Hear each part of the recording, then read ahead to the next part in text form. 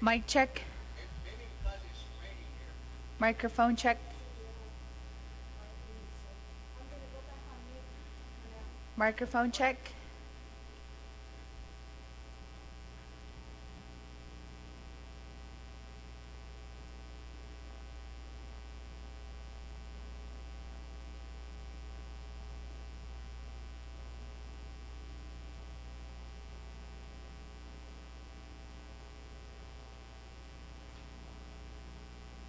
Mic check. Mic check.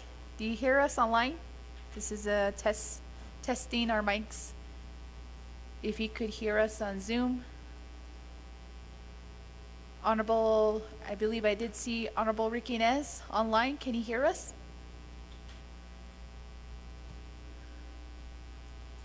Yes, I can hear you. Good morning, Yate. This Oh, is Delegate Rick Nez. okay. We're just doing a mic test. Good morning, colleagues of the Naa'bik'iyati committee. We're here joined this day in Window Rock, Navajo Nation within the council chambers, Thursday, March 16, 2023 at 10 a.m. We do have a work session agenda. And we also have the call-in number and also for who would like to join the meeting. We'll call the meeting to order after roll call. So colleagues, if you are online through Zoom, please feel free to text in your roll call to Jalissa. Jalissa will be here throughout the day. And if you are in the floor here with us, you can press your roll call button.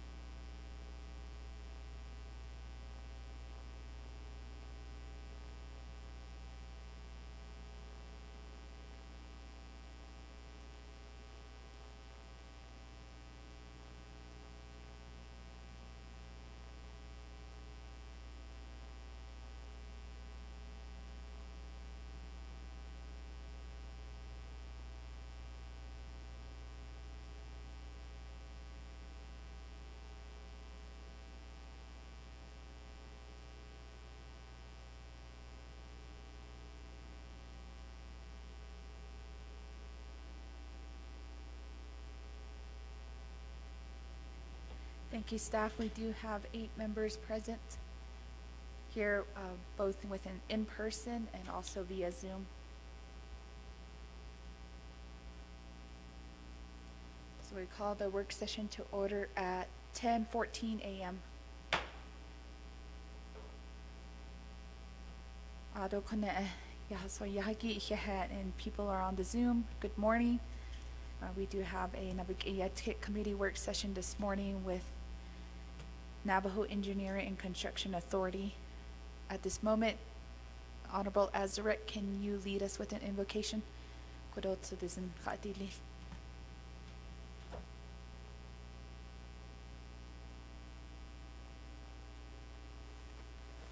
Yate adon so added asun fine council members here la ado sinantai Speaker Curley here la pinda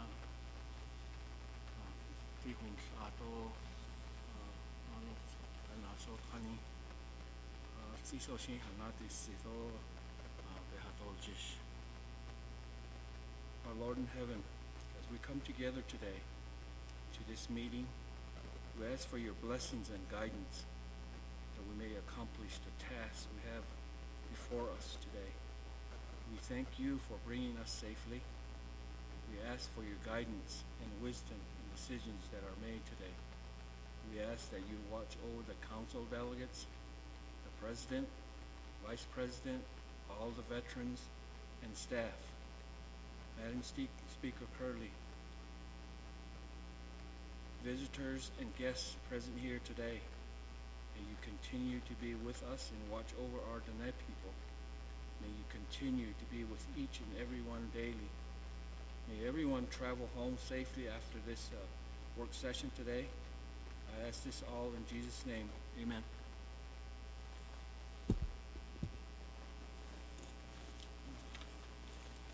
Ihehe Delegate Azarek kodotsu dizin kapa naka inlagi ihehe. Ado kone bena'astogi. Number 2, recognize guests and visiting officials.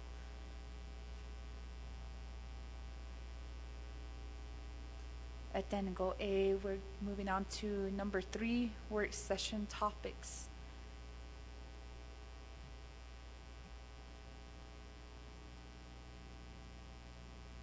We'll have our staff read our agenda into the record.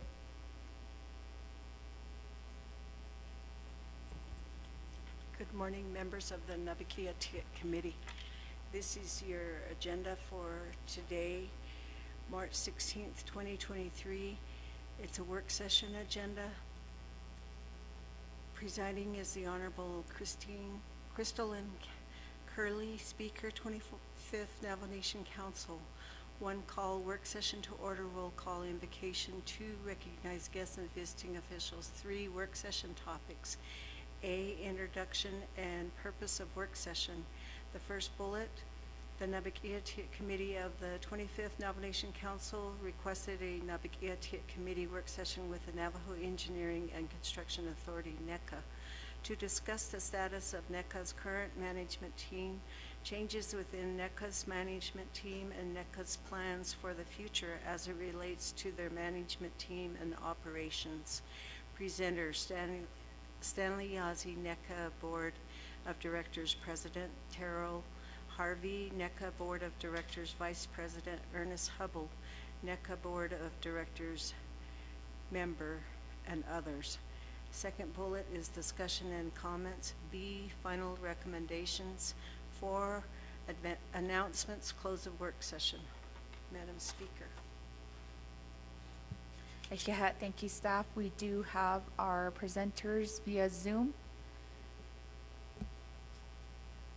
Kodot ihehe nikidideshni for NECA board and also your staff who are on the line. The purpose of this work session is to discuss the status of NECA's current management team and also changes within the NECA's management team and NECA's plan for the future in regards to management and operations, and that can also include the ARPA projects and any other projects within the Navajo Nation. and we'll try to make clarifications. And NECA will give you over the floor to provide your presentations for our colleagues that are online and also within the council chambers. Following your report, we'll go back to the floor with our council delegates, and they'll have the opportunity to ask questions, or if there's any more clarification needed or recommendations. And hopefully we have a really purposeful work session this morning. I know these are some of the questions that are coming from our constituents and also with our chapters. And that's why we moved up our work session date to today instead of March 28th. So we just wanted to make also that announcement. Mr. Stanley, Mr. Harvey, and Mr. Hubble, and if your management team is also online, we'll give you the floor for your time to respond to those 3 areas of concerns. Mr. Yazzie, you have the floor.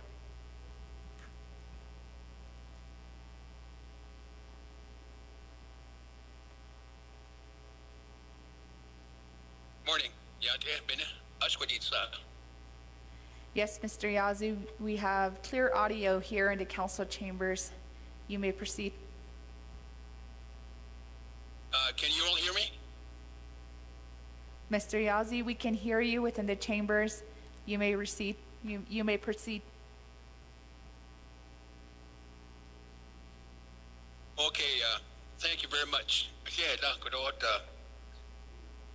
For asking the Navajo Engineering Construction Authority Board of Directors to provide a brief report on the items that you have just mentioned on your agenda. So, Madam Chair and honorable members of the Navajo Nation Council, as well as Naa'bik'iyati Committee, good morning. Before I continue on, I'd like to express my appreciation and congratulations to your appointment to various committees that have happened, and then of course your oath of office that you've taken, which was in January. So congratulations. Now, and I want to also thank the prayer that was just made.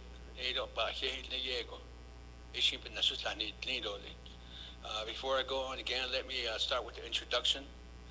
My name is Stanley Yazzie.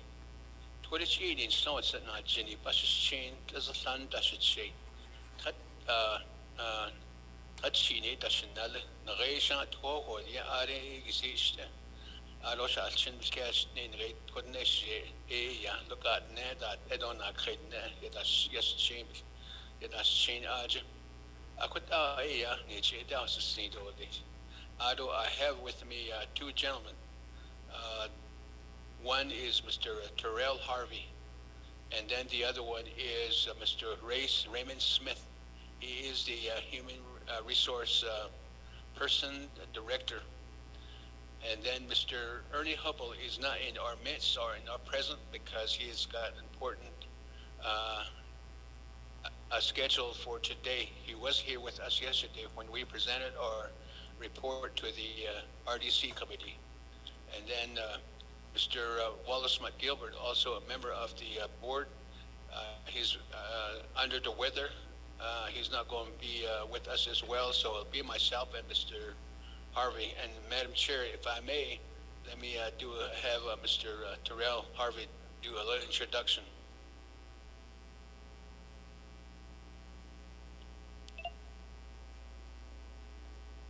Mr. Harvey, if you're online, you have the floor. Madam Speaker, thank you. Good morning, everyone. My name is Terrell Harvey.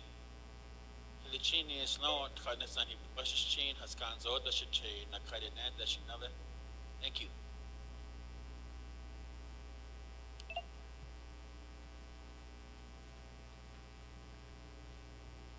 Mr. Yazzie, you can go forth with your introductions. Yeah, thank you again. What I would recommend in at this point in time, Madam Chair, with your approval. Maybe I can give you some statistical information as well as some information as to how the NECA came about, so that we could have an understanding of where NECA came about and where it is now and where it's going. I have some information on that. Madam Chair, the NECA,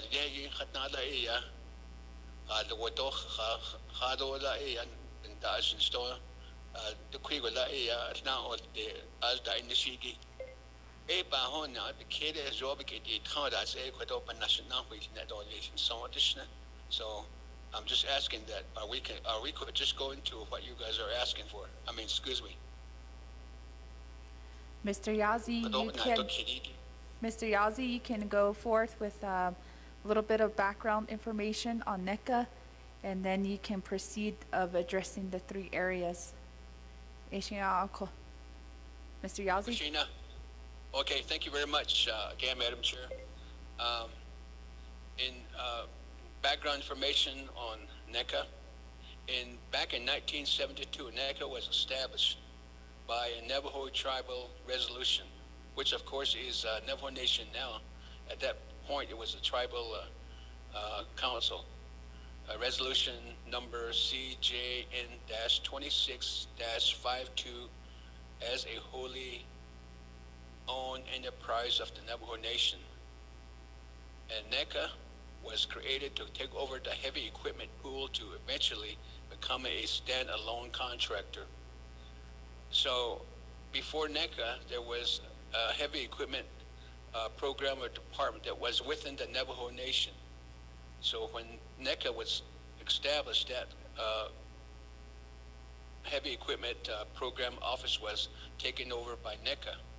On July 1st, 1973, NECA started business as a standalone contractor for the Navajo Nation. July 1973, NECA had a contract with a company named Nelson Incorporated to perform the managing activities for NECA. In 1988, the Navajo Nation terminated the management agreement between Nelson Incorporated and NECA. And then 2 years later, in 1990, NECA asked Nelson Incorporated to return to become managers of the business once again. So they were called back to conduct the business management business for NECA again. Then in 1998, Nelson sold to Skanka, and the management agreement was directly with Skanka. So Nelson sold the company to their interest to Skanka, which is now in place. In 1998 through January 27, the management agreement has been in place since then. And then on January 27, which is just this year, the management agreement was canceled with a 90-day termination notice pursuant to paragraph 5 of the contract. And that contract is also known as the management agreement. And then the last day for operation by Skanka would be April 27, 2023. And Skanka will finish all current bonded projects according to the existing contracts, paragraphs 5A and 5C of the management agreement. And these are the things that have been accomplished of the past 50 years that Nelson, also NECA, has been helping the Navajo Nation run the construction business, now known as NECA.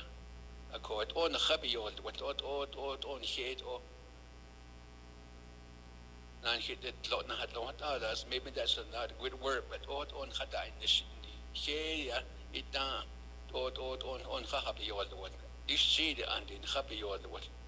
so let me continue on. NECA has given $19 million to the Navajo Nation as a dividend for scholarship. And NECA has awarded $813,000 to Navajo students for our internal program scholarship through the vote of NECA board.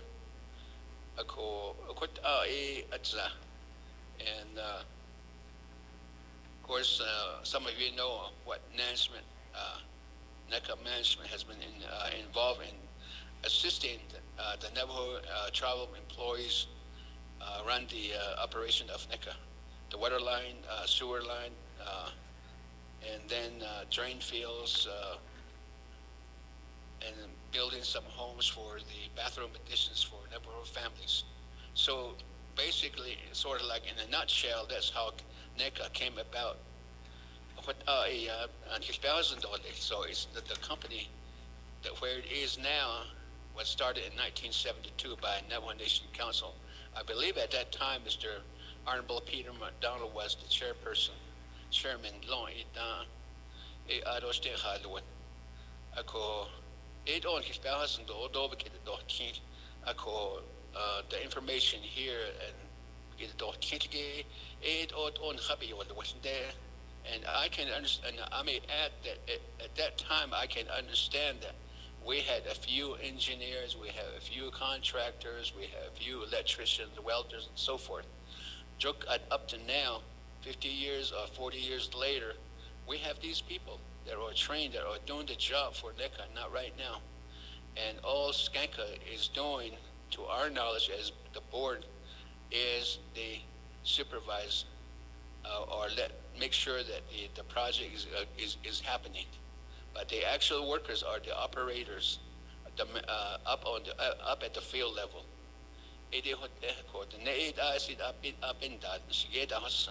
Supervisors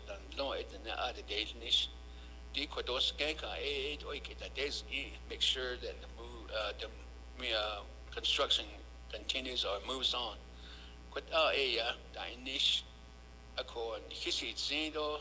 In my mind,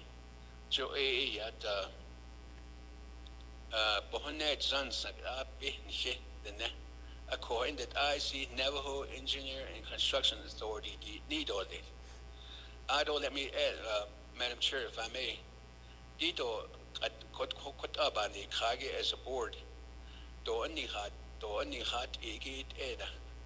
This thing started way back when I was a council delegate starting back in 1983. Past chairmen, like they were and council delegates, and no, even Mr.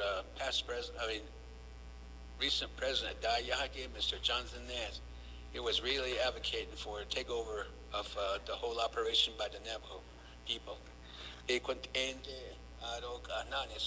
Mr. Nygren, he's saying that we should no longer pay the 27% of the gross amount that we received through different projects.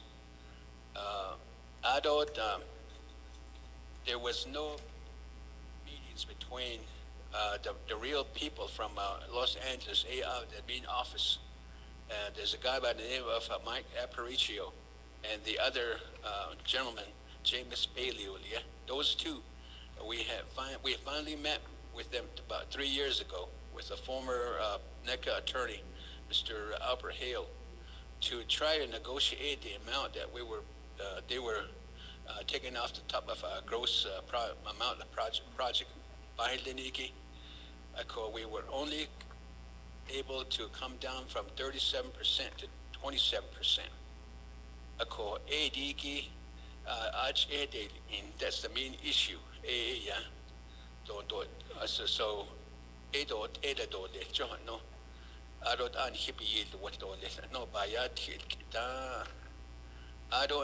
I think the amount that I estimated to have paid to Skanka would be close to 40 to 50 million since they started.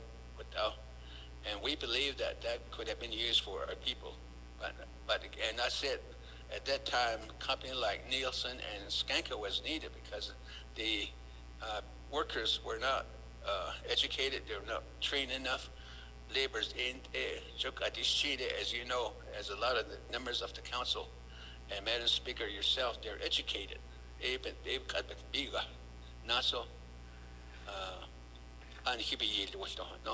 So that's what I wanted to impart, and that's what I wanted to say.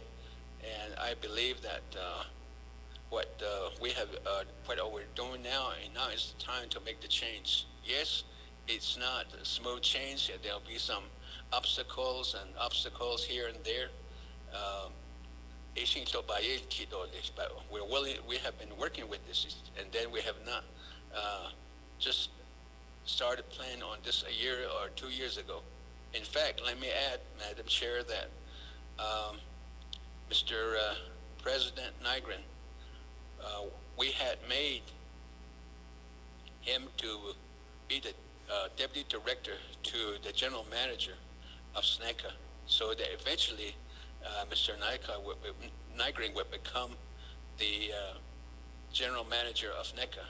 But of course, as you know, he stepped down and became president. We want to continue to pursue that, and we're working on a lot of things, and we'll cover that. So this is the extent that I wanted to talk about. The other thing that the Naa'bik'iyati committee needs to hear is the management agreement that's in place, as well as another agreement which is called the Affirmative Action Plan. Madam President, Chairperson, go ahead.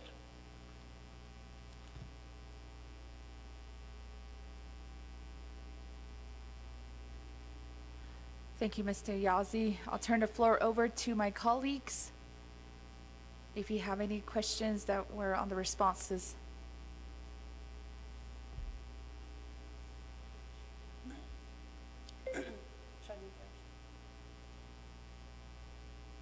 We have Madam Chair Parrish. Ahiahet, Speaker, and thank you. I believe it was Mr. Yazzie who was presenting. I wanted to know who else was in the room presenting with Mr. Yazzie. That's my first question. My second question is regarding to the agenda, and on the agenda it says that the purpose of the work session is to discuss the status of NECA's current management team. I didn't hear clarification from Mr. Yazzie on the status of the current management team, and I did not hear the changes NECA's making in the management team. I also did not hear the plans for the future as relates to the management team and operations.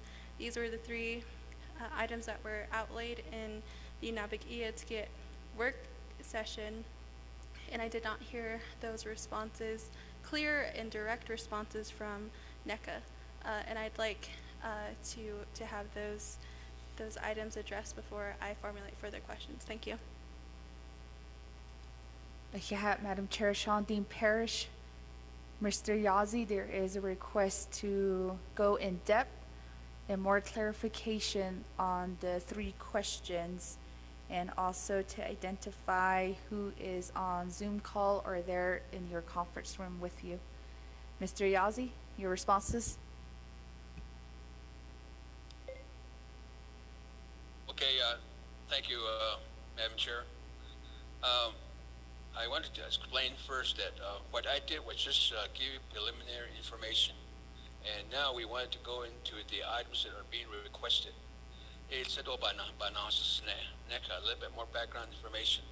Now, I'd like to turn the time over to the Vice Chair of the Board to cover the NECA current management team. Let's start with that one, and I'll have some comments on that as well. Mr. Harvey, you have the floor. Let me turn the time over to the Human Resource Manager, Mr. Raymond Smith. NECA's Human Resource Manager, Mr. Smith. If you are online, you have the floor. Yate Shia Raymond Smith Shiro Neka Ebanash. My original title is Human Resource Manager, but I am the interim GM right now, assisting the board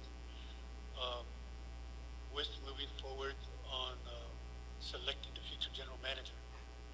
So the question where status of the current management team. The Skanska management team is still in place until the 27th. I am working with both the board and the management to move forward and identify and find a general manager going forward. And again, I just want to say that I am the interim general manager to assist in moving forward with this. So, the second question was changes within the NECA management team. Again, the Skanska management team is still in place, and on April 27th, they will be exiting out. And again, as Mr. Stanley Yazzie explained, that there will still be some projects that will be moving forward under the current management team. So we are working, and there are going to be changes in the management once Skanska leaves from Navajo Engineering. So we've already moved forward as far as writing up the ads, the job position description. So those will be going out early next week. That's what I have, Madam. Thank you.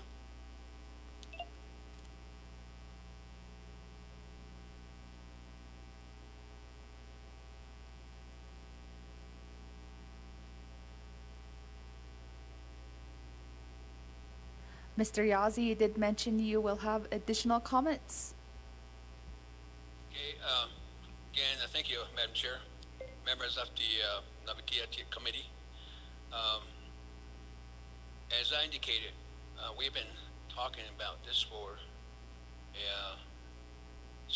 about the past 3 years, and every time we had a meeting, we called special meetings to talk about how we're going to proceed, what we're going to have, and currently what we decided to do, which is in place right now as a plan, is to advertise for a general manager position through our Human Resource Management Office, which it was just explained by, which is Mr.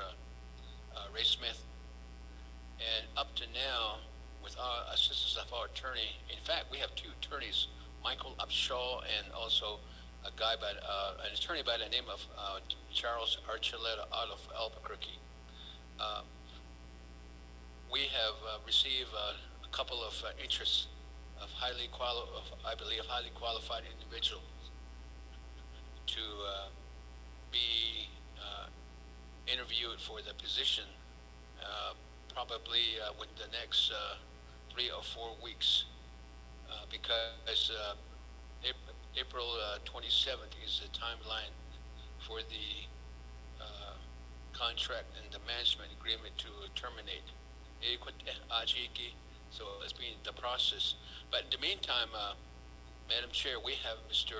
Ray Smith as the interim general manager in place to move things along and so forth, because we are, as a board, as you know, we don't have a secretary, we don't have a staff. We depend on our current staff to do the advertisement and the recruitment, and so we as a board, along with Mr. Smith, will be interviewing them to get highly qualified people and do the selection process, go through the selection process. That's what I have, Madam Chair. Thank you. Ichihat Mr. Yazzie.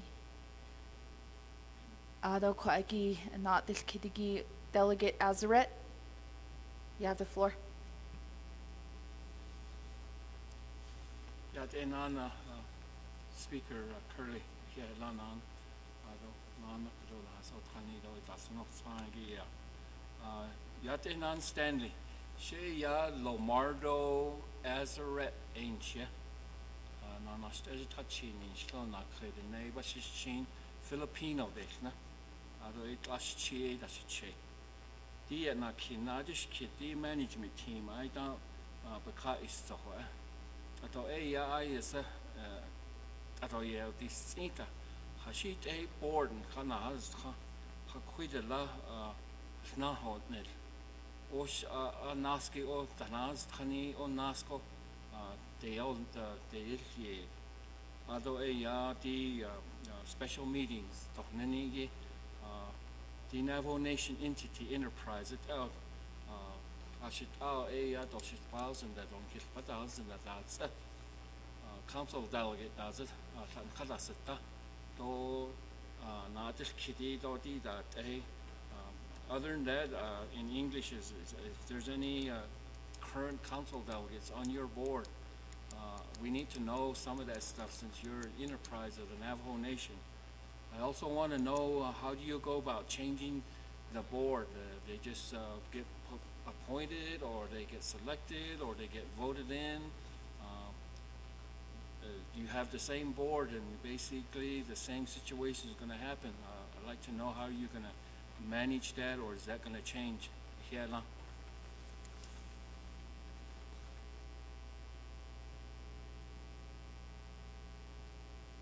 Thank you, Mr. Delegate Azaret.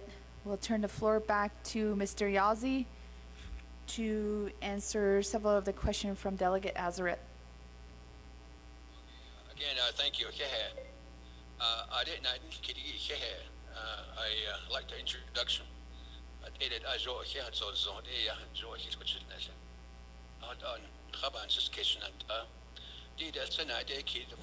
The first question. I might add that we have a little echo in our room here.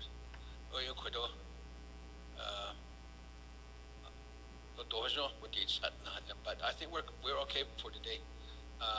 Board membership. In the past, I'm aware because, as I said, I served as a delegate for 8 years, 1982 to 1991. And then I retired from the Navajo Nation as a division director and deputy director of division community development.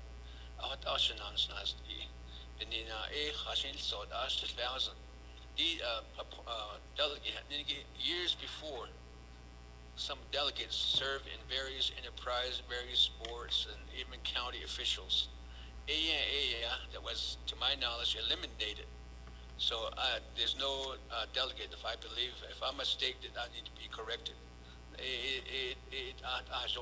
Just be a delegate. So I believe it's the same today. I don't special means work session. We're having work session to discuss how we proceed, how we do, and then in between our regular board meetings, we have regular quarterly meetings. Dan dehigi chodas in initially safety that in between we don't meet unless we have a special meeting. And the special meeting I was talking about was special meetings to talk about various issues outside the board meetings of quarterly meetings, like what we're talking about right now. Now, as far as board, the process takes you when a vacancy occurs for a enterprise. I'm just talking about NECA. You submit a letter of interest to the president. What I submitted was back in when Mr. Russell Begay was the president, because there was a vacancy, and then another person. Anyway, that person left the board. So anyway, appointment. The president appoints you, and then you get confirmation with a council delegate representing you before the RDC committee. So to my knowledge, all the enterprises are under the auspices or under the the RDC committee.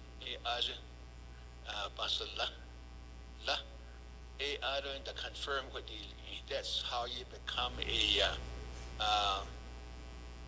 a board member. But prerequisite to that, before you submit your letter of interest, they ask you for qualification. aro hanan sudat in the area of construction, in the area of management. So there's some qualification required to become a board member. So I hope I answered your question, Shanant.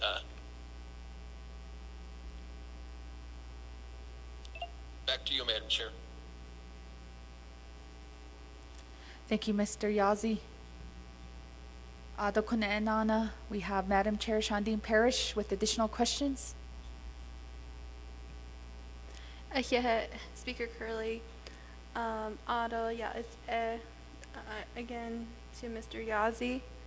Mr. Yazi, my question to identify who is in the room with you was not answered. But my questions are mostly for Mr. Yazi today. And so the questions, I just want to thank you for the time today and also the time that you gave to the Resource and Development Committee yesterday. The further questions I have are in regards to the interim general manager. And I'd like to know how the interim general manager was selected and based on which qualifications, how the selection was made, who was a part of the committee, and how that determination was made.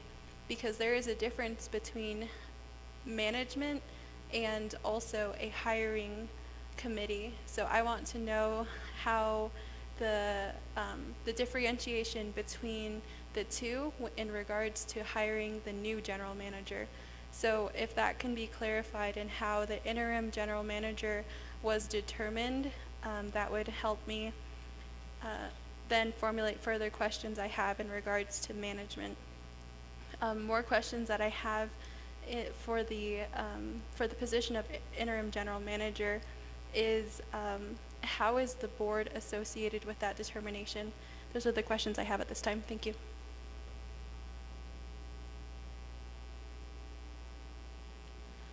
Thank you, Chair Parrish. Mr. Yazi and Mr. Sosi, your responses? Mr. Sosis. Madam Chair, let's have Mr. Terrell Harvey cover that. I respond to the questions that was just asked. Let me again say that. Also, echo it. But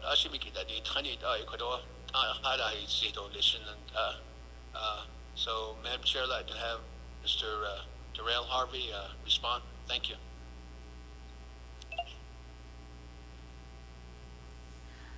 Mr. Yazi, before we go forth, I believe there's an echo possibly on your end if there are two phone lines open at the same time within your boardroom.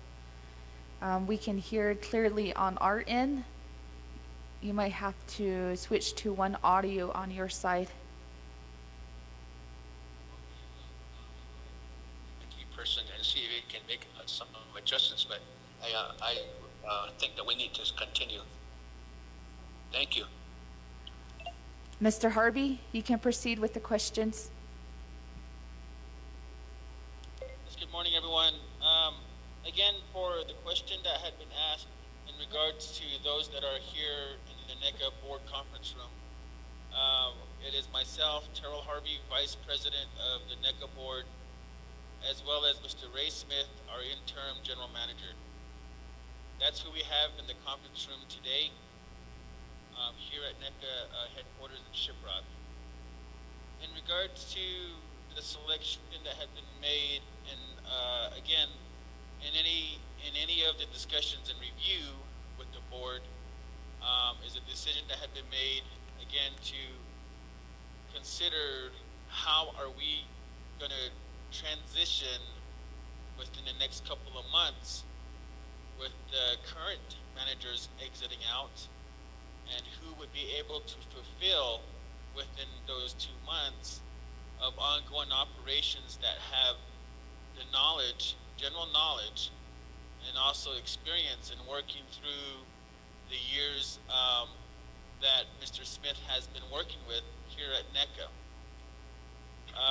Immediately, as it was mentioned before in yesterday's meeting, is that the selection was again discussed and reviewed by the board on how are we going to have the transition,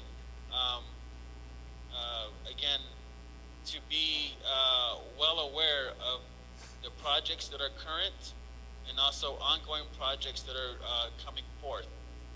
Without having that immediate selection, we wanted to make sure we wouldn't have information that could be shared from the general manager that's current, Mr. Brett Grubbs, to Mr. Ray Smith. And so again, the discussion had been made within the board. The qualifications as moving forward, again, as the internship of Mr. Ray Smith, he also understands the immediate attention that is necessary within our managerial departments. One is the engineering department, and the others are the vertical division. So with the information that Mr. Smith has, and again working along with the managers, we felt that would be a very instrumental part in this transition. And again, as Mr. Ray Smith has been notified of the additional task for the internship of at least 2 months, we are immediately going to be advertising for replacement. As President Yazzie had mentioned, there have been a few interests at this point, and so we are wanting to get the individuals again to apply here at NECA so we can go through the applications and experiences and, the credibility of that and moving forward. And that's what I currently have right now in regards of the selection of our interim general manager, Mr. Ray Smith. Madam Chair.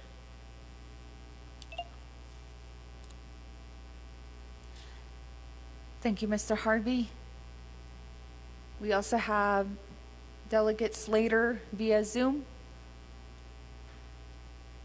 Vice Chair Slater, you have the floor. Thank you, Speaker.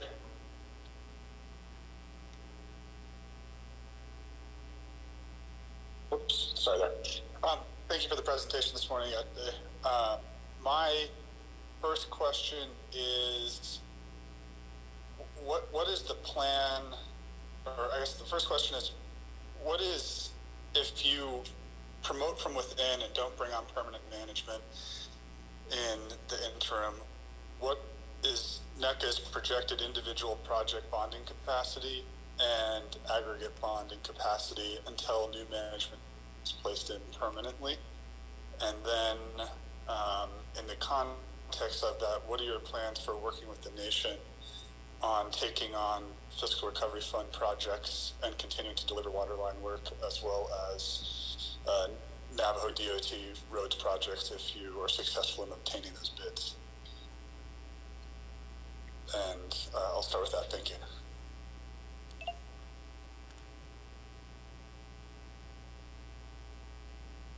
Thank you, Vice Chair Slater.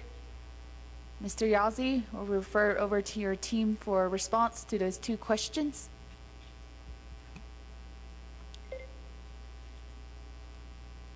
Let me turn the time over to again Mr. Harvey. If I think that he leaves out something, I'll go ahead and interrupt. Madam Chair. Mr. Harvey, you have the floor. Madam Chair, thank you. Good morning, Mr. Slater.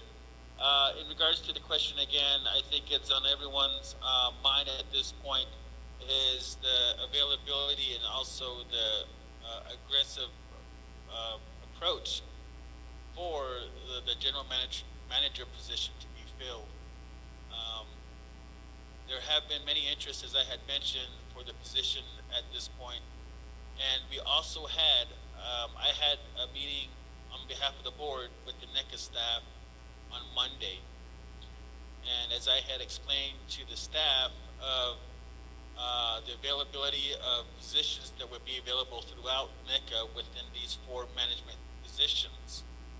And it was shared to the staff, if you have interest, if you have the qualifications. We did invite that to the staff, that they are more than welcome to provide that interest to Mr. Smith.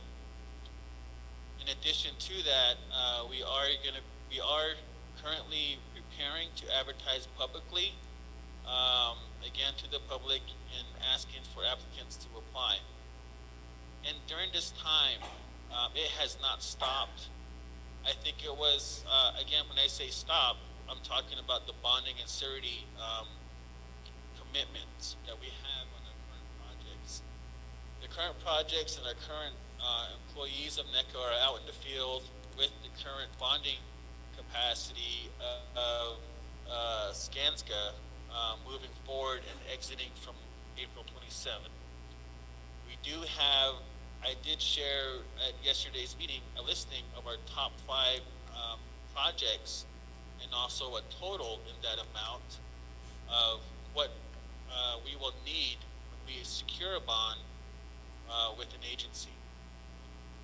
We have been talking and discussing negotiations, as well as preparing ourselves and initiating a bond at this point with those top five projects. When I say the priority listing, are the ones that have been already awarded to NECA and are currently waiting for a bond.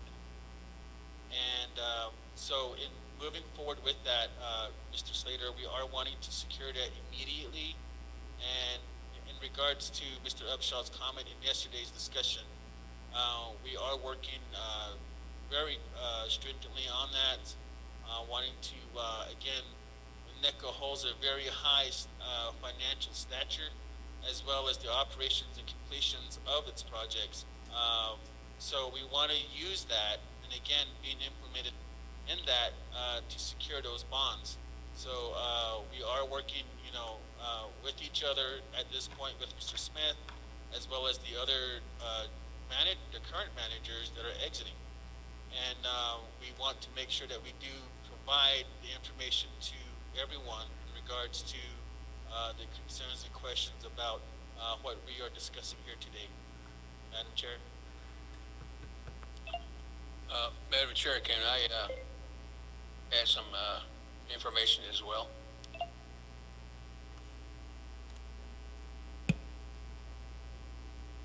Yes, Mr. Yazzie, just to reiterate the question, Vice Chair Slater did ask on status of the bonding, and also what is the management's plan to do the ARPA projects and also projects within NDOT. So if you can give more clarification with Mr. Harvey's response, and I'll give you back the floor, Mr. Yazzie. Okay, thank you. Mr. Slater, Yate, I see in a couple, almost a year ago. Anyway, I appreciate the question. The question with bonding for projects having to do with NDOT, we're already working with them. They have some real good information about how they secure projects as themselves, because they do some projects, road projects also, not just NECA. So, and then the other one is in Indian Health Service. Those projects, bathroom additions primarily, and water line, they don't need bonding. That was agreed upon way back when the whole service of IHS was talked about and agreed between the Navajo Nation and IHS. It doesn't need bonding. And we have a person that's responsible for that project, Asati. It really doesn't have to do with Skanka. Forgot his name. Albert Benali with the all the crews and the management, the materials, so forth. So, $8,000. As far as changes in management, current team, there was a kind of like explain in that. So I'll have Mr. Ray Smith cover one item, and then also Mr. Again, Mr. Harvey, they're also here to assist with the discussion, your work session, to make it a little bit more understanding and so forth.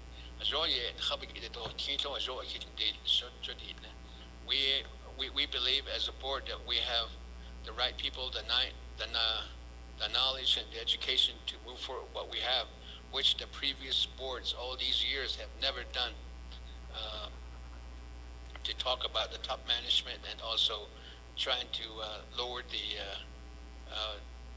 37% I mentioned earlier to 27%. So, Madam Chair. Mr. Harvey, Mr. Smith, you have the floor. Sure. In regards again to ARPA, we are currently working with NTUA on the ARPA. Again, funds have not been fully given out to NTUA. We are currently using internal and our own funds, staff, equipment, labor, material, to head out to those areas under NTUA ARPA projects and completing those projects at this point, working with those projects, and we are requesting for the reimbursement of that, of those projects as well. Then moving on with NDOT, again, going back to my priority listing of projects, NDOT 35,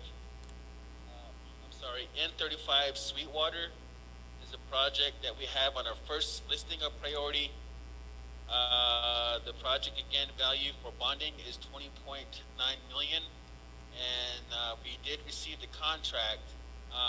So we are currently using that amount right now in negotiating and contacting bonding agencies for that. Once we do secure that bonding, we will inform NDOT and moving forward with the project. And again, with the aggregate would be again inclusive with that. So we do want to again share the information with everyone that we are working on getting and securing an agency and also utilizing financial stature and using maybe even a collateral or a credit note with the bank to get us started. Again, there are many other bonding agencies out there as well as the current that we are that Skanska has been using, which is in Albuquerque. There's a broker by the name of Mr. Michi working for Travelers, and they know the history of NECA's projects as well as our bonding capacity as well. I mean, as far as our financial stature. So we have been discussing with that with Mr. Michi and along with our attorneys on again the probability of continuing on with Travelers. So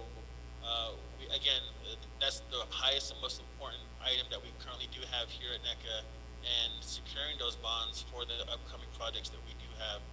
As Mr. Yazi had explained earlier about the Indian House Service projects, we do have Mr. Albert Benali, superintendent of those projects, and working, with our IHS liaison, Mr.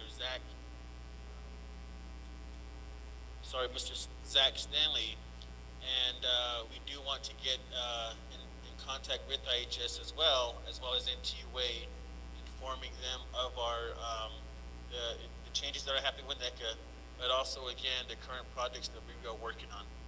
Madam Chair.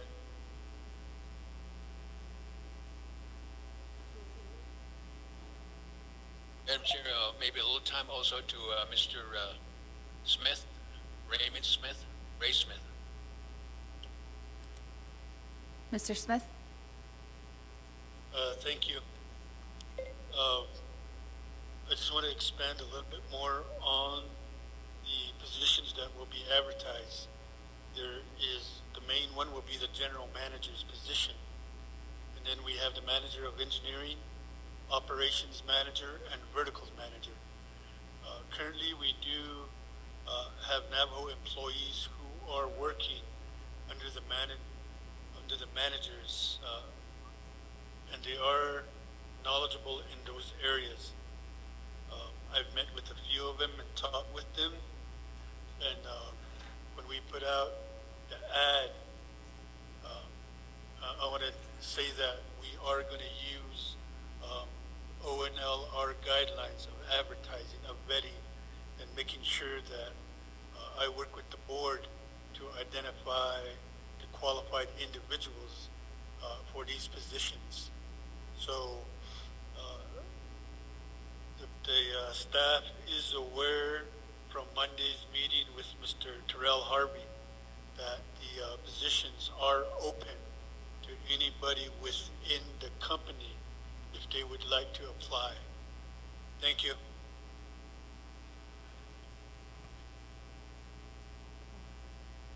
Thank you, Mr. Smith. For additional questions, we also have Madam Chair Parrish. Thank you, Speaker Curley, and thank you again to the board for your time today. I have one question that was not answered before regarding the interim general manager. And the reason why I'm asking about the interim general manager because the position of the interim general manager impacts the transition into new management, and the vision for the interim general manager and the qualifications displayed by the interim general manager affects all of NECA during this transition time. So I want to know the qualifications that were sought after, or that were seen, so that NECA can be successful during this transition period. Because from the introduction, Mr. Smith was in the human resource department. However, the management side of the business is an entirely it is almost its own field, and how the management of different sections of the company function, and that deals with finances. And some of the questions that Vice Chair Slater asked were specific to the finances of NECA. And I'd also like to know if NECA currently has a CFO, and who that person is at this time, because during this time of transition it is very important to keep track of the finances of NECA. It's also important to understand the bonding capacity of NECA at this time. Management is not just a supervision position. Management is in charge of the health of the enterprise, including its finances, including its ability to pursue and to complete projects.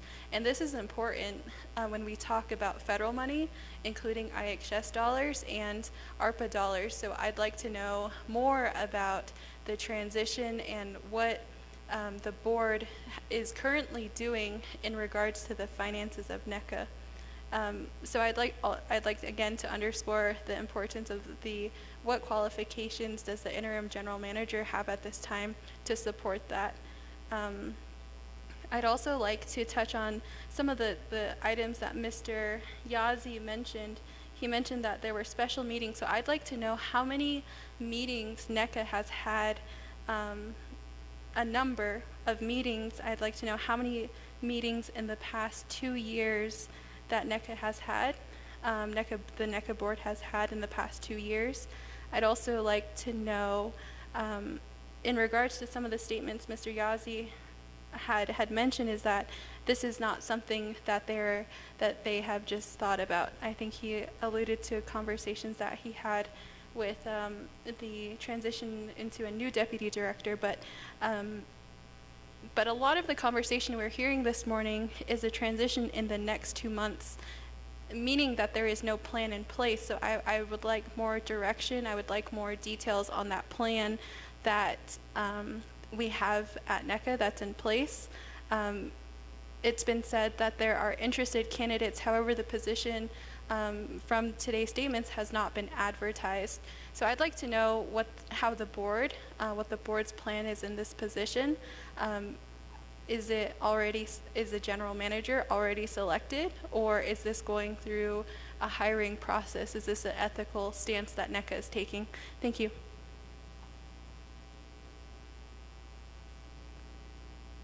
Mr. Yazzie, there were several questions stated by Chair Parrish, and if you could respond with your team.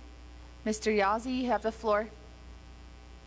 Thank you, Madam Chair, and members of the honorable members of the committee. Let me cover one item and then turn over to the two gentlemen that are assisting me, especially in the area of personnel. The first one is the qualification of the interim general manager, Mr. Smith. Mr. Smith has been with the with NECA for over 30 years in the capacity, various capacity, but now he's the human resource manager. And I believe he has the qualification to assist us in terms of getting a highly qualified general manager for NECA, and he's already working on that. And we have all the team in place. We do have the chief financial officer on board. That was a question that was asked previously, in fact, yesterday. And the only thing we're seeking is the general manager position. So let me, with that little information, allow me to turn the time over to Mr. Harvey, Madam Chair. Mr. Harvey, in response to Chair Parrish's questions, you have the floor. Thank you, Madam Chair. I'll go ahead and answer the question about the transition plan. As mentioned before, the management agreement and also the affirmative action plan was a binding agreement contract between Skanska and NECA board. And within the contract, it did state for over the past 30 years, 40 years, that they would bring to our attention to the board of who will be next in line as the general manager, as well as the other three positions. And that had never been engaged. It was never fulfilled. It was ongoing extensions of the contract instead. So we had discussed, again, through discussions and review, and wanting to ensure that,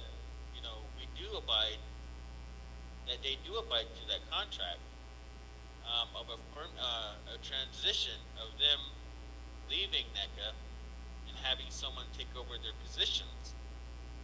Again, this was the inevitable. This could have happened 10 years ago or 10 years from now. I believe we would still be in the same position, as well as the bonding. When they did leave, NECA would have been in the same position as of not having a general manager named or trained, as well as no bonding capacity. So the transition plan, as far as what the management agreement had said, was to have these four positions, person within NECA identified to be trained, and also being working alongside these managers. That didn't happen. And so in the meantime, we've been seeing a high percentage of our revenue, and the percentage that we had set up with the agreement going out to Skanska all these years. And again, as President Yazzie had mentioned, we had the very first time ever had met with the Skanska company out of California back in December 2020 with our late attorney, Mr. Albert Hale, and successfully dropped a percentage down from 37 to 27%. And the only reason why that dropped was because of our request, but then they also came back to say we want 3 more years added to the existing contract. So within that time, they were supposed to have supplied us a transition plan, people named, how long this is going to be, and so forth. That was never submitted. We never seen individuals' names on there from NECA on who will be next in line and who will be, named as their successors. So, again, when we go to moving forward with the transition plan, it's a binding contract and agreement. and we never had that fulfilled. And so now moving forward, and again for both parties, as stated in the agreement, if any party, either Skanska or NECA, were to leave the contract, to be given 90 days notice. And also with the existing projects that are under Skanska at that point from January, they will be completing as obligated in the contract of those projects and continuing to complete those projects.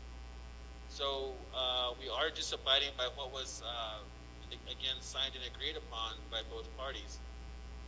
We did notify the Skanska team from California at our annual meeting. It was they were invited, and we had shared the news with everyone. And Mike Aparicio was there, James Bailey was there, and they said, okay, we accept the cancellation.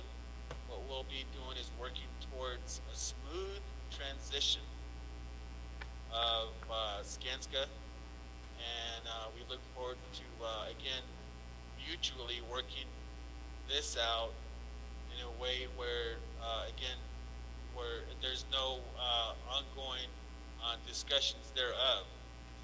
And so that's the approach that that's the information that we obtained at our annual meeting in January of this year.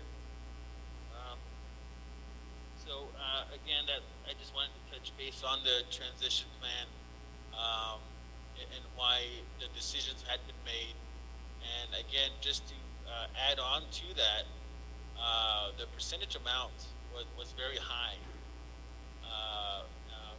And us dropping it down to 27%, again, it's still very high. We were approached a couple of years ago from, at that time, the chief of staff, and was telling us what that percentage was. You know, the Navajo Nation has a ceiling amount of service contracts for management, which was, I believe he said was 15%, and that was double that.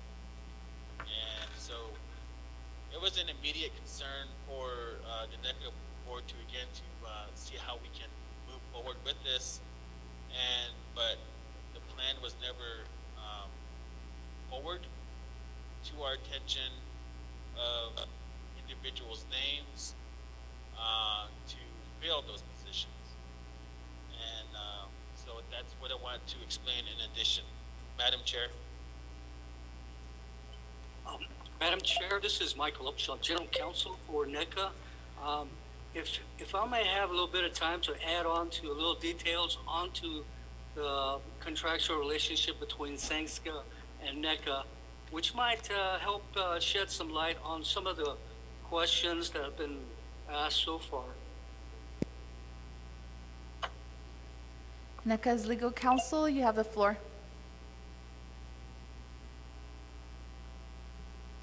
Pardon me, it was just breaking up. You have the floor, legal counsel. Thank you very much. I just want to say good morning, Madam Chair and council delegates. I just wanted to kind of add a little detail more on the contractual relationship. As you heard in the beginning, outside companies have provided management for 49 years. And from all of that time, many councils and many administrations have raised recommendations and concerns to transition to a NECA management, in-house management capability.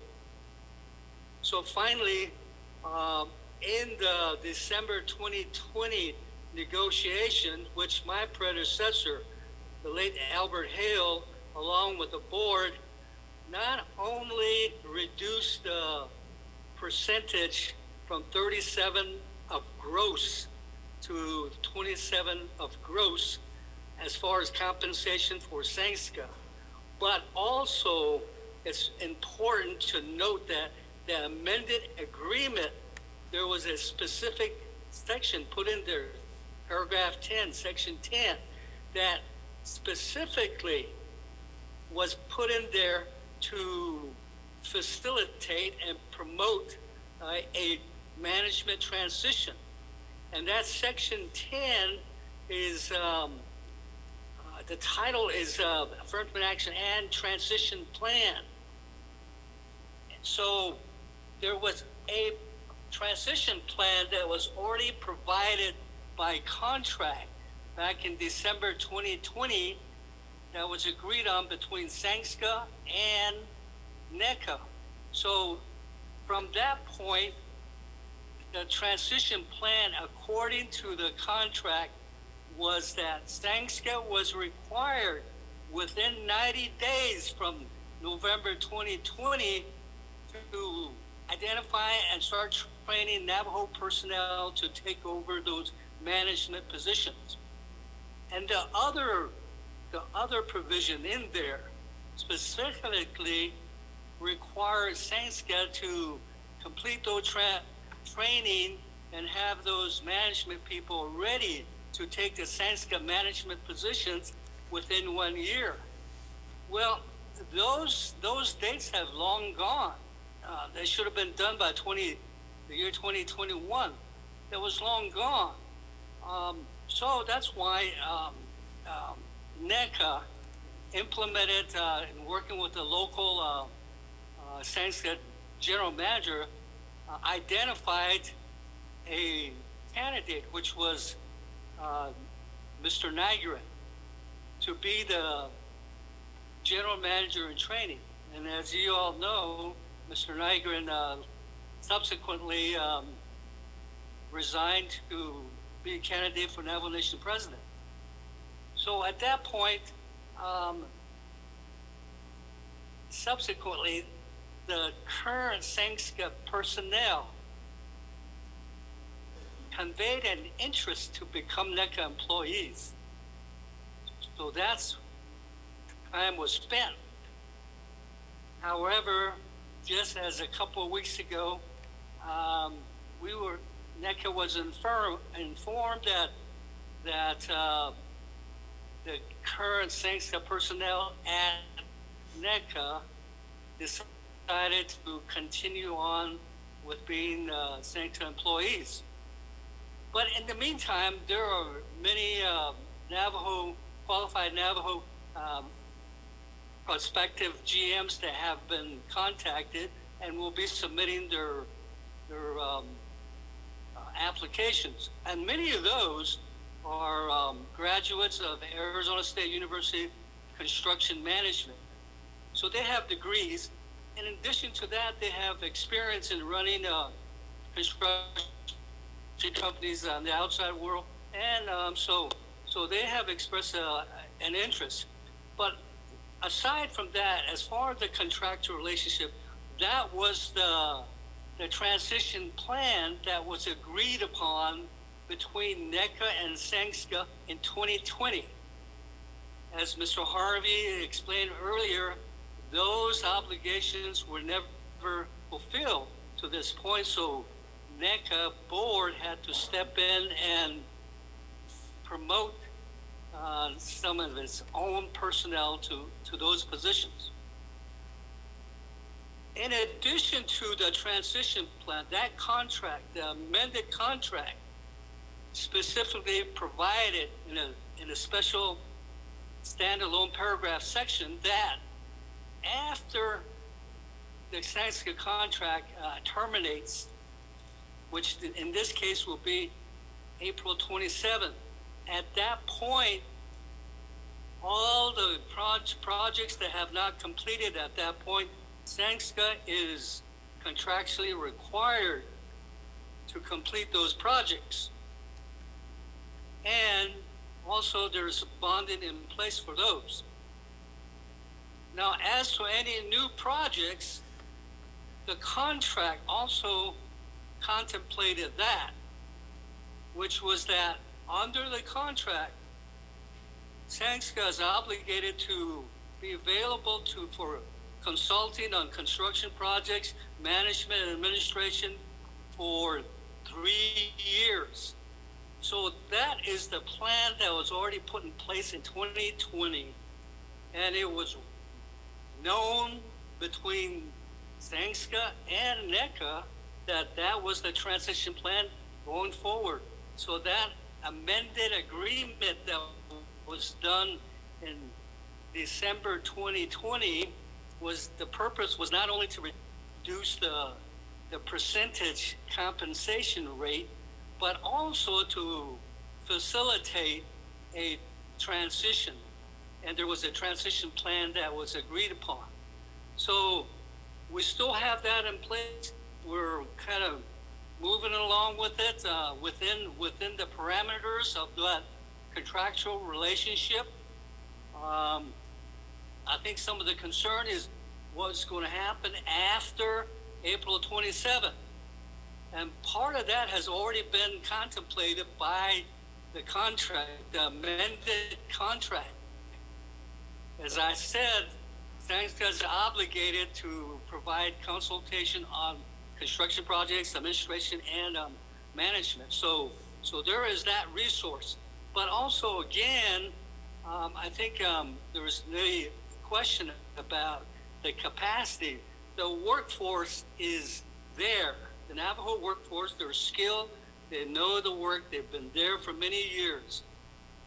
What has been the duties and responsibilities of Sangska employees, management that is no longer going to be there in a direct management position, but also Sangska is going to be there in a consulting relationship after April 27th. But those personnel, the Sangska personnel that are there, their function is to manage and oversee these projects. The work that's actually been being done day to day are by the Navajo skilled workers, and many of those have been there many years and know the jobs inside out, as was mentioned, Mr. Albert Benali. So those Navajos with that kind of skills are there to support the interim general manager and also the new general manager that will be selected. So I hope that sheds a little more light on as to some of the questions that have been raised.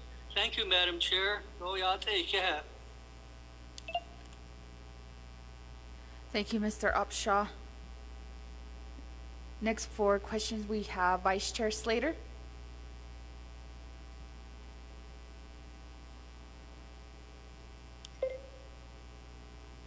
Thank you, Speaker, and thank you to all of the NECA board and Mr. Upshaw, the General Counsel, for providing responses. I guess going back, or maybe starting where Mr. Upshaw left off, I'm curious how consultation is defined. It seems kind of like a mushy term that, okay, we'll answer the phone when you call us to ask about, a tricky issue or something like that, but I don't know if they still have a fiduciary responsibility to us in that consultation provision and how it'll be fulfilled. I think if there were concerns about them fulfilling terms of the contract, there's other ways of enforcing those provisions, terminating it. And as a matter of principle, I'm supportive of what you've done. The timing of doing it as the board, I'm very concerned about. We were really sold NECA being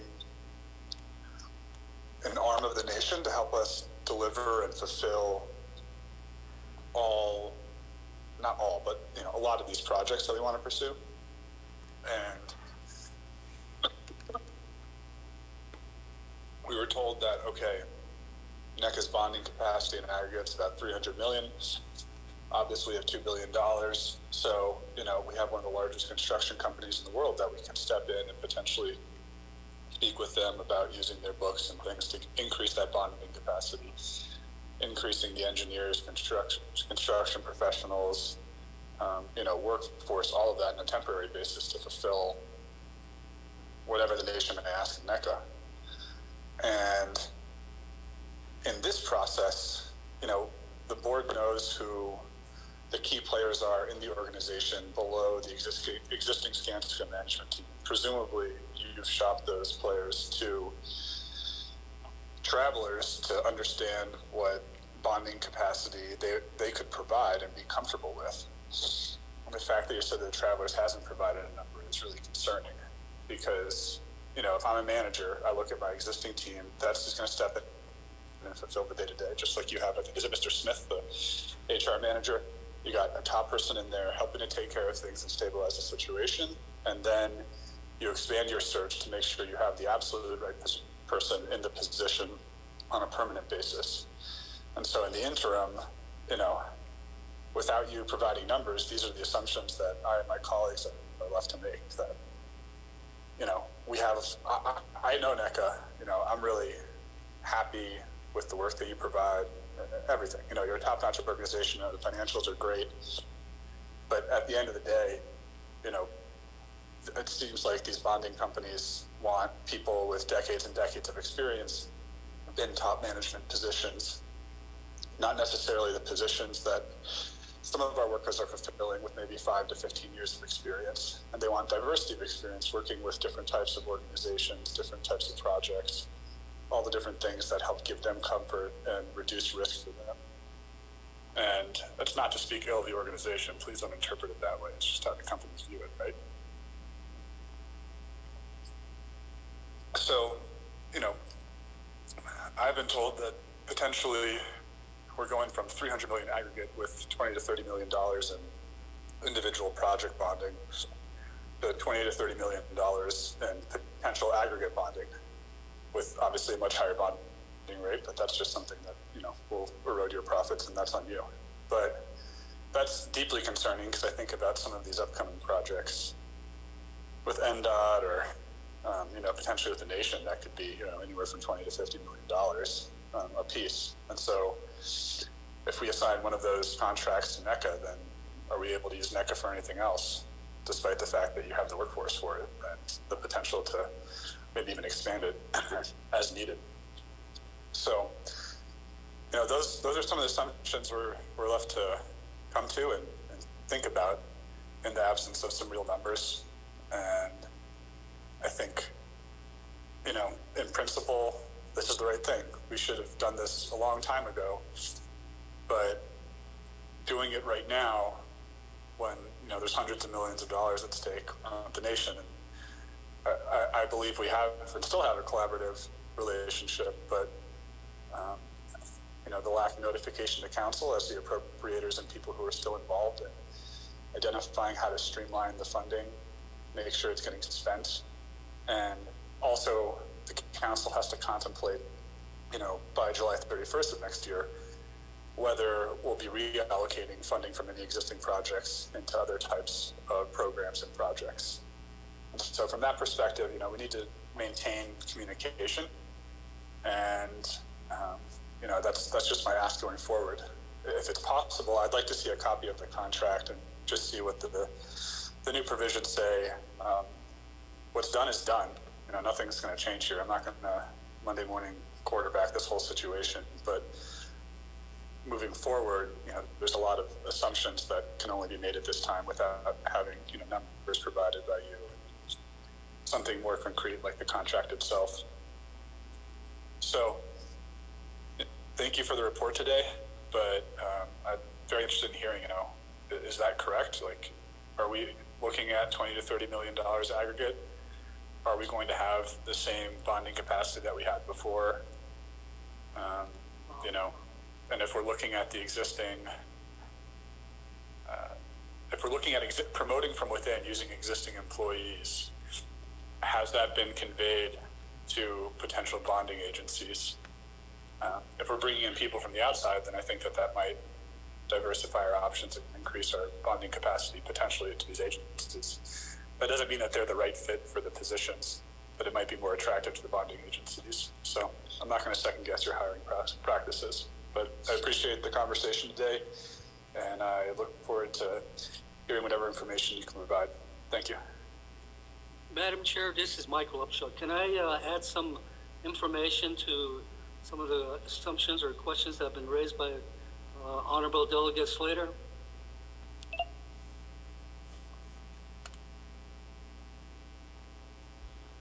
Thank you, Vice Chair Slater, for those questions and also the need for some clarification and also obtaining a copy of the contract.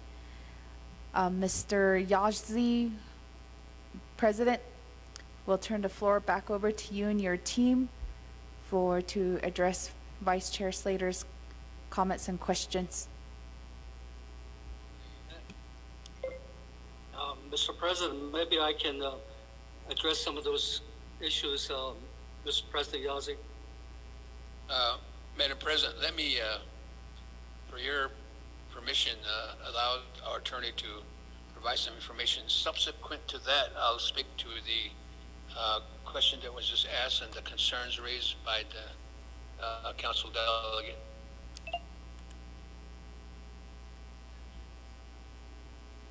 Mr. Upshaw? Thank you, Madam Chair. And Honorable Slater, we certainly appreciate some of the concerns and then also the assumptions. One of the critical factors that was considered by the board is the fact that according to Sangska, is that even if we do this transition 8 years from now, you're going to always have the bonding capacity issue. Because once we leave, you're not going to have that management reputation, capacity, backing, and relationship with the sureties that they have. So, in essence, the board took that as that no matter whether we do now or 10 years from now or 8 years when the contract ends, or we're always going to have that question. That's what was given to us as far as bonding capacity. And what that information that was given to us from Sanks is that once we leave, there's no way you guys are going to have the same level of bonding capacity. As long as we're there, you're going to have that level. But once we're gone, you're not going to have it. So in essence, the board took that to mean that we are held hostage by that bonding capacity that is being provided as supposedly by the reputation and standing of the Sangska management. So that was a factor that was long discussed. In the meantime, we do have ongoing discussions with various insurance agencies that represent various sureties, in addition to the current insurance agent, who is the agent for the current bonding company, which is Travelers. Now, one of the questions on there was that all of these agents and sureties, they all assume that NECA had some limitation on sovereign immunity, that they could not waive sovereign immunity. And we clarified that with them, and as far as that clarification, that opened up many opportunities, according to the insurance agent, many opportunities other than Travelers, that there's many sureties out there that know that NECA has a strong financial position. And also now they know that there's no issue as far as sovereign immunity. So there's interest expressed by other sureties. So I think at this point, it's a matter of interviewing and sitting down with a lot of those sureties as to the type and the scope of bonding capacity we can have. But also in the meantime, for any urgent, quick projects. We have discussion going on with the Navajo Nation about bonding, but also we have looked at and analyzed the financial position, which, for example, like the Sweetwater, 20 million there. NECA has the financial wherewithal to issue a letter of credit to bond that project. So those are some of the things that are being discussed and also put in place at this point to address the capacity of the bonding and also the transition. Again, I just wanted to stress that there is that transition plan in the contract, in the amended contract agreement that was executed in December 2020 between the two parties. So there is a roadmap, there is a guidance, and I think that those are being followed, but for reasons between Sangska and NECA, some of that hasn't been fulfilled, so the board, as I said, has taken on a lot of that to move forward. So that's what I have to add. I hope Mr. Honorable Slater that sheds a little more information on some of the issues and questions that you have.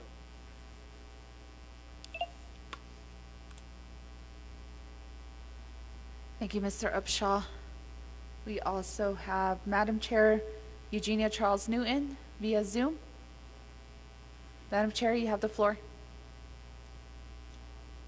Thank you, Carly, and also colleagues. Thank you for asking these really great questions, and also to the board for providing us some information. I have two asks. Number one is, can we, Speaker, get the legislation that established NEC and all of the amendments since its establishment? Number two is, I would like to, if possible, can we get the board, oh gosh, what is it called? The powers of the board. I know that every board has, they call it different things, but what your policies state in terms of what the board is allowed to do. And then, well, I guess maybe three requests. And then the third request is there, I know you probably can't send us the contract between NECA and Skanska, but can you provide us a general summary of the contract so that we have that information in place? Thank you. Those are all my questions at this time.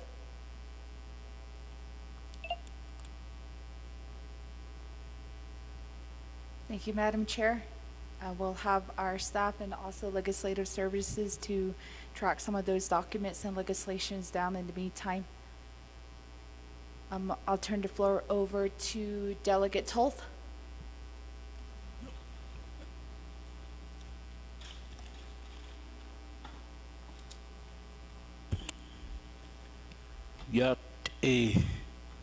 Madam Speaker, ko ato hanet nasi tani to ato da is ani shohlo to people on call. Kuro ye la na de dishkil ko presentation dalia. One question is audit report. Is this audit report update or current update they indicate? I would like to see the plan of operation for the board of directors term limit. I noticed there's 2 former councilmen on the board. Why do we have 2 attorneys to work for this company? I think we should have one, because this attorney they're not cheap. They cost travel, and when they present, they charge you. So the other one, my concerns why many of special meeting. I know it costs the cost of the meeting, how much each board are getting.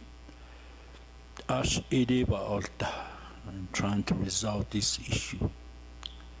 With two attorneys, you shouldn't be running into problems. My concern is why you're having a special meeting. Are you getting stipend for that? To the term limit AI down behasi seems like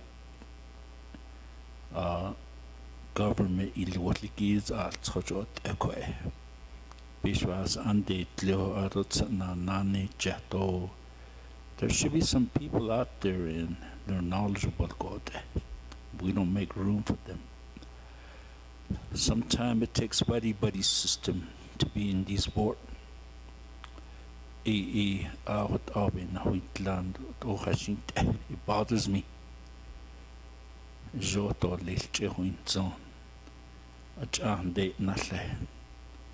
But anyway, also in near future, I was looking at you guys. You're in a good conference. You have a good conference room,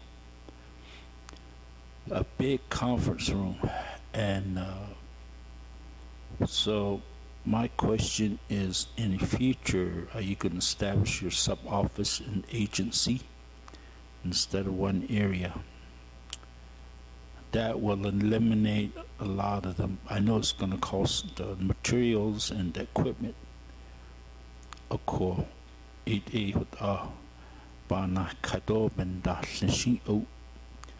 but the bottom line is we want these information. Though the staff are complaining, so that he just called it. Ojon han sa kista apit iya. Ayana aska tani. Hold just every companies ojo non da hote ako hashit ast don't need to winson I like it on not show the same thing so although this sub office Italian jondo lately we can get our project going at idea. So we're so behind on these project. A contract and it costs money. The director to position chilto but all come. Although the other one I'm asking of the body of NACA is your job position open and each other to at least so or we can contact our people. Could it then understand and then the question I have, if you go out to the field, how many of our local community are you hiring? I know Navajo DOT does that, only certain individual.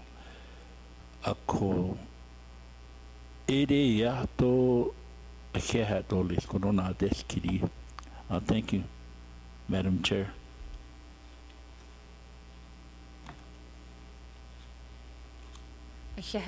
Delegate Tolt. We'll turn the floor back over to Mr. Yazzie and your team for the questions that were raised by Madam Chair Charles Newton and Delegate Tolt. Okay, thank you. Yeah. I want to thank Mr. Slater for his comments. The timing at Niniki, we are aware that when we were making a decision, we continue to strongly believe that those projects, our projects and other projects that will continue, will be completed. I'm aware of those projects, the type of projects, especially the ARPA projects. Let me go a little further than that. I'm familiar with the project through my affiliation with the Shanto chapter, that each council delegates receive X amount of dollars. and our council delegate received that money to be divided among 4 chapters. However, the money, as we keep saying, we know, is still being held up because of incomplete applications, projects, and so forth. So, as long as those projects are still there, we're here ready to implement those projects to assist the chapters. I know those monies are for good use and for to try to better the livelihood of our own Navajo people.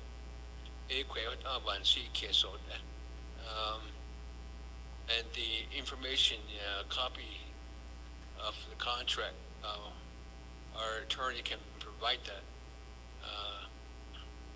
Mr. Upshaw, we do have copies too. I think that would be good information for those that would need further information of what we're talking about when we talk about the contract, the amendment agreement, plus the another agreement that I spoke of earlier, and that is the AA, Affirmative Action Plan. Those have been in place for a long time that was never been honored. Then, Arbor Hill back 3 years ago, 2020. I just wanted to say that.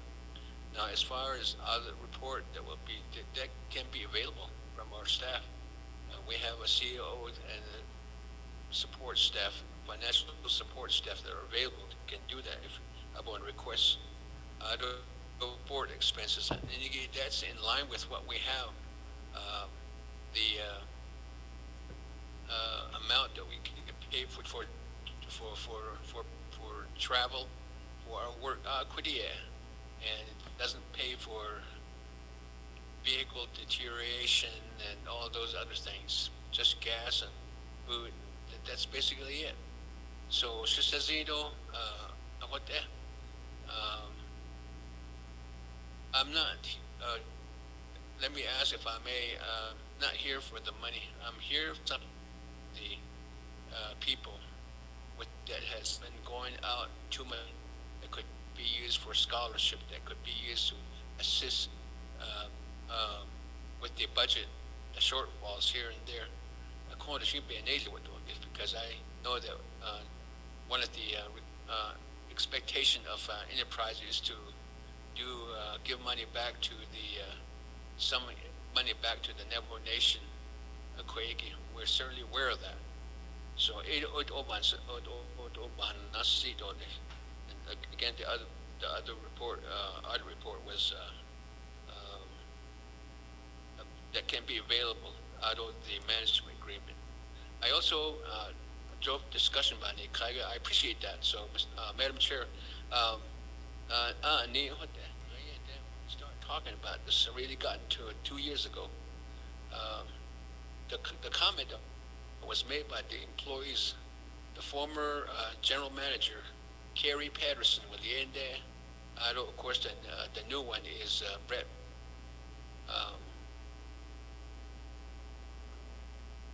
Brett Grubb, ako Washington no khatan nahalon khayat hinde nihin bandin he that then in hide no, and I didn't really appreciate that.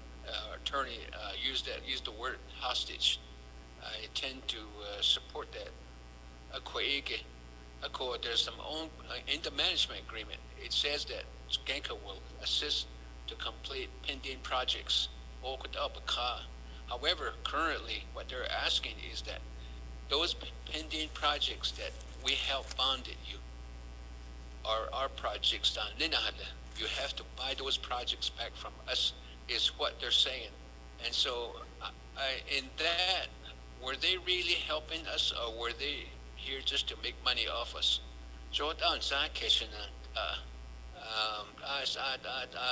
Need a bayati, need a jot up bayasti. She was sick. His bells and all this. Kade did bonding, project to complete that. Some of them are 90% complete, 70% complete. I don't know, complete that. That's what Los Angeles is saying through the 4 employees here. So there's a lot more information besides that. Although the other thing is that the use of money. Although it's difficult when you, as a board, just for your information, because they're answerable to Skanka from out of Los Angeles. With reports and information, and I don't believe we're getting the full information. That's how it is when you work with somebody that's you're not directly supervising.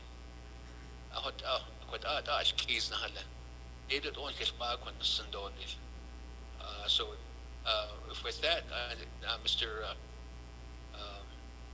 Smith has some information that he wants to impart to into this word discussion. Madam Chair, do here.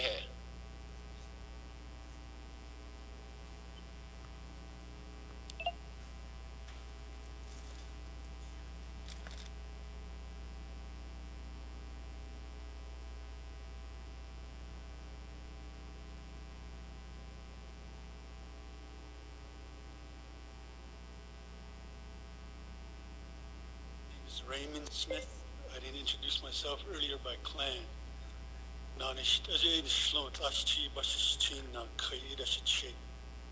Ladies,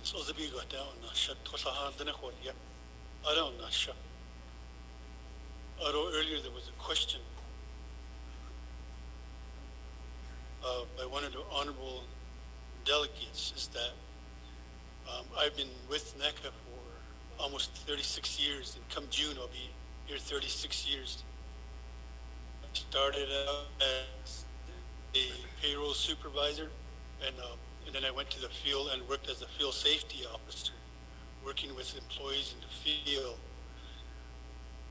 And just not too long ago, I was asked if I could be an HR manager for NECA.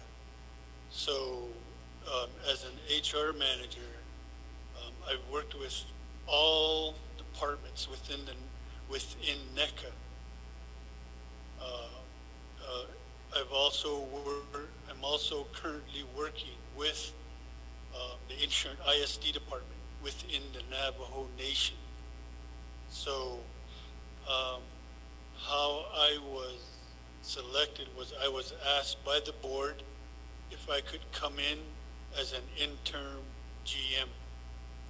Arodi kwegi belan asasli ge beni nanige eya dila kwegi management ige abiyo tanaskit na hala. A kwegi ebe di shwato kwegi eya atha achadishi, get it going and get it moving forward again, including running ads and working with the board and working with the current management on getting information as far as going forward. Interim, except Ishla. A ko kwege eya Beidi Schwartenson. And as of yesterday, there was a comment made that, we're doing this for our people. I accepted this position on behalf of the employees and the Navajo people who need service out there.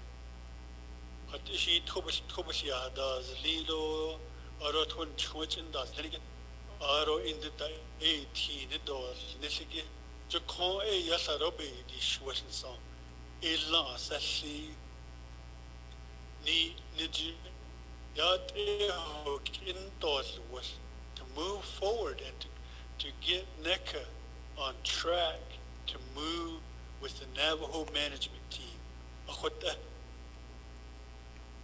And as explained to me by the board, is that Skanska has done its job as far as producing work, getting work done. So, ni nije nastin kinto was Navajo management identify it all. That's my goal, and to get it done in a timely manner. I know that there are going to be issues the biggest issue that we're talking about right now is bonding. Halet dos nish, halet shke nado nisha jo e bahwin. So the interim GM shit Iliagi started Monday, this past Monday. I've been in 4 different meetings now, and I'm hoping tomorrow I don't have another meeting scheduled so I can meet with the staff and say this is what the plan is. I have 2 more meetings this afternoon in Window Rock. I appreciate your questions, your comments. Ashi ni hot ba hinne akondishibi chitika. That is need with your assistance, with your help, with your input. Thank you.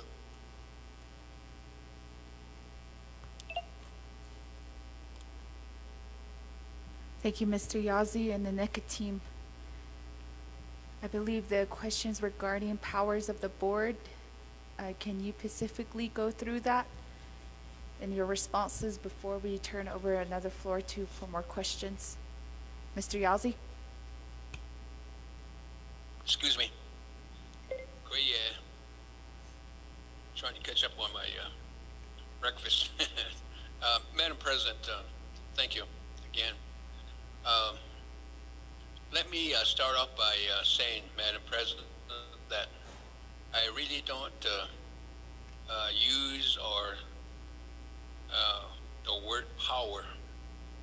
But I understand what's being asked. What I would say is authority. The authority, we can provide that information on the planned operation that we have, and then we have a separate document, which I don't have in my possession at the moment, is the authority of the board of directors, what they can do and how they manage and how they oversee the project. But when you read that, it's sort of it doesn't mention the other party, what kind of authority you have over the Skanka employees. So it they have their own. So I kind of covered that earlier, that there seems to be a conflict now.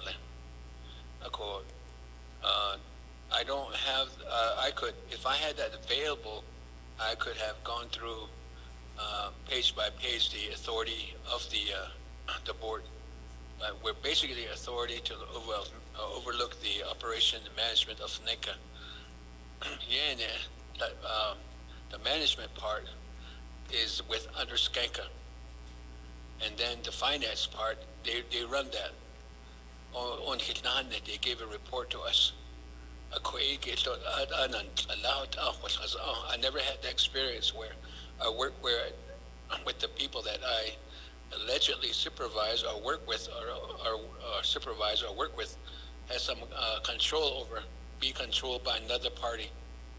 But that's just what I want to respond to your question, or a question that's being posed about authority of the board. Madam Chair.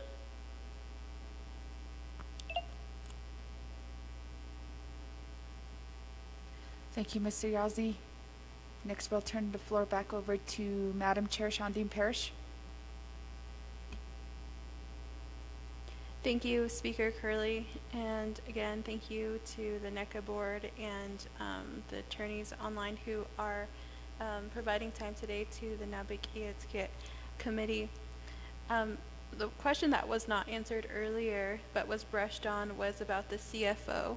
And I'd like to know from the management agreement and the vacancies of who are the individuals in the place of management right now, and if there is nobody, which positions are vacant. And this will go back to my questions about the hiring practices of NECA, because Again, it was implied that there are interested candidates, and from the attorney of NECA, he stated that there are individuals interested from Arizona State University. So it sounds like there are people already being vetted for these positions. However, they also implied that they are advertising for these positions. So I'd like to know NECA's official stance on whether they have positions for management selected without advertisement, or if they will advertise for these positions. That is an important question when considering management and the financial health of NECA. Regarding the bonding capacity, what commitments does NECA have at this point in time? This is important when considering who the interim manager is, because as was stated, the interim manager began on Monday. However, he also stated that he's been with the company for almost 40 years. So it is a positive remark to be said that there is a surplus amount of years of experience. However, this does impact management, and it impacts all of the projects that are currently in place in NECA's project management and how they are impacting the nation at this time. But these are important questions to ask now, because in 42 more days, we'll have to be hit with the hard reality of where NECA stands. So these are important questions to ask now that will ultimately impact the investment of ARPA dollars for our nation. So these are the questions and how I'm framing them, because I'd like to know now to know if this is a good investment for the nation when we talk about federal dollars. So again, I'd like to know who the CFO is at this time. I would like to know how many management positions are filled, what the plan is to fill those, and also what are the commitments of bonding capacity at this time, or what companies are being considered, and let's see, I have one more question. Oh, right, one of the questions that was not answered that I asked earlier is how many times has the board met? And I believe my colleague, Delegate George Toth, also asked this question and it was not answered. I'd like to know how many meetings the NECA board has had. The last question I have is, I also understand that you have a relationship with NTUA, especially when it comes to ARPA projects. What is with what's occurring at this time, what are some specific plans that NECA has in place so that the two largest enterprises on the Navajo Nation can continue working together? Thank you.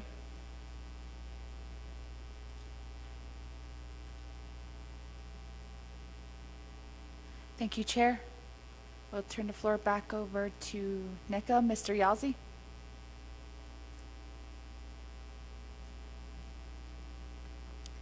Again, thank you, Madam Chair. Yeah. Again, let me mention that there's we try to improve the echo in our room. So Mr. Harvey is assisting. We assist each other what the questions are. But based on what I've heard, the CFO, we have a CFO that his position is in place. He's working. He's on leave now. He's come back Monday, but the position is filled already with the same person that was here with us before. And then as far as the hiring practice, if I heard correctly, that is basically somewhat explained by Mr. Smith, that the process is it goes through the hiring process. The individual has to express interest through via a letter, and the application process, and there's qualification involved. I don't know too much. That's internal hiring practice. That would be under the purview of Mr. Smith. to the number of meetings at Naa'bik'iyati, we have quarterly meetings. In between, if it's necessary, the board can have special meetings that we don't discuss during the quarterly meetings. Our quarterly meetings are taken all day because financial reports, investment reports, human report, project reports, progress report, all those are covered in 8-hour time, between 6 and 8 hours. So in between, if we have a work session like this, we have a special meeting. So in addition to 3 or 4 within the year, a special meeting, it's called when emergency arises, because a lot of times implement weather would require funding, the requests from chapters. We have to review that, approve those. So those kinds of things require special meetings. So I don't have the exact number now of the number of meetings that's being asked. That's what I've heard, and I have these two gentlemen really assisting me about the personnel matters and also the projects and stuff like that. Yes, we do have projects that are pending, but as indicated by our attorney, and which we discussed extensively, is the letter of credit and other options that we're going through. Now, the process of hiring new people to replace the general manager, the manager of engineering, operation manager, and vertical manager, that will have to go through the process that we have in place, and that is under Mr. Smith, is through advertising. The first one, we're not going to hire, we probably most likely will not hire them all at the same time, but the primary person will be the general manager. And with that general manager being in place, then he'll assist with the hiring of the 3 subsequent individuals. If I did leave anything else, left anything else, please remind me, and I apologize for that. So I'd like to turn the time over to the Vice President, Mr. Harvey. Madam Chair, back to you.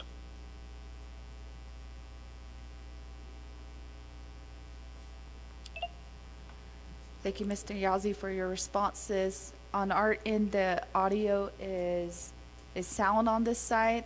Like we mentioned before, if you have multiple Zooms going on within your boardroom, there will be an echo. And if there are any cell phones near your audio devices that you are using, it'll interfere. So you might have to use one audio source on your end to hear the questions. But on our end, we can hear clearly on our end. We'll have Delegate Azarette.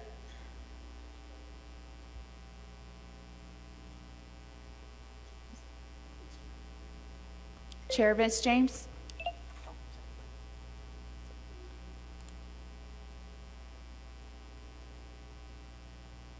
Chair Vince James, we can hear you.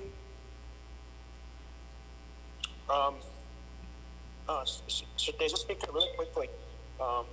Can I make a request that we just end our conversation with NECA and to reschedule them at a later date, and then also ask of NECA to be in person at the council chambers? I think these are some very important questions that are being asked by my colleagues, and I think it would be more beneficial to have the conversation face to face. Thank you, Speaker.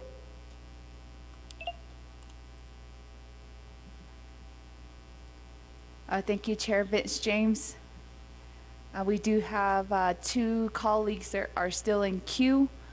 Before the recommendation was made, I'll return the floor over to our 2 colleagues first to answer their questions, and then give you feedback, and hopefully on NECA's end they can fix their audio issues. Mr. Yazzie, like we mentioned before, if there's multiple audio devices or Zooms going on simultaneously on your end, and you will continue to hear the echoes, but on our end we can hear you clearly and sound. Honorable Vince James. Honorable Vice James, let me turn the floor over to the two colleagues that were already in queue before to make sure and see if we can fix the audio, if they can fix their audio issues on their end. And there was also an invite from our office to request in person. However, there was also a Zoom link. So just for clarification. Madam Chair, may I interrupt briefly? Honorable Riquinez.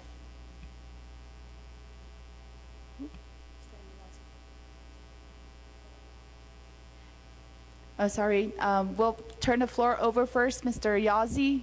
Just hold on for a few minutes. We're going to turn the floor over to Delegate Azeret and also Delegate Ottoso. Delegate Azeret.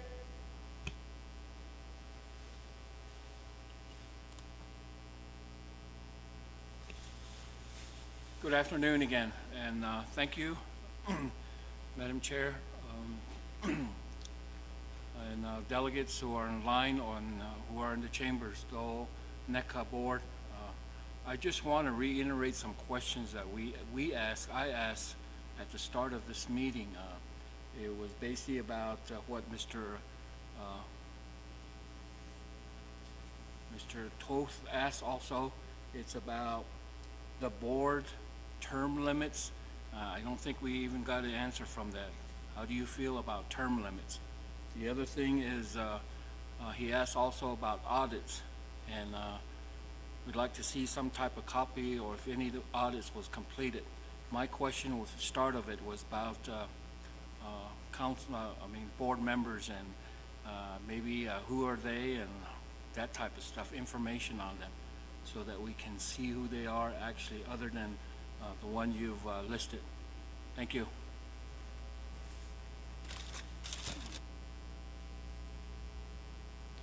Honorable Toth. Oh, excuse me. Honorable Ottoso via Zoom.